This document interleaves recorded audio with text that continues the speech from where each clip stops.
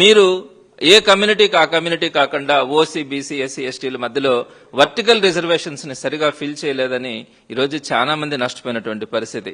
అలానే CBSE Navodaya students అయితే వారు బేసిక్ గా ఇంగ్లీష్ మీడియం చదువుకున్నారన్న ఆలోచనతో వారు టెట్ రాసినా కూడా డిఎస్సిలో వారిని దూరంగా పెట్టి కొన్ని వేల మందిని మీరు ఇబ్బంది పెట్టినటువంటి పరిస్థితి. అలానే నార్మలైజేషన్ అయితే ఇది ఒక పెద్ద ఇబ్బందికరమైనటువంటి పరిస్థితి.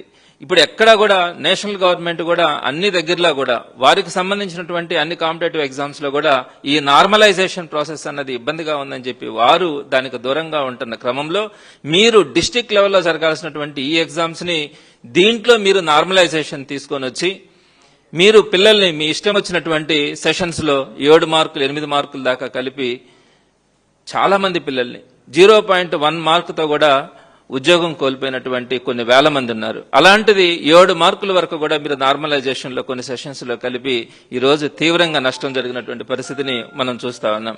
ఇలా రాజకీయ నాయకులు గాని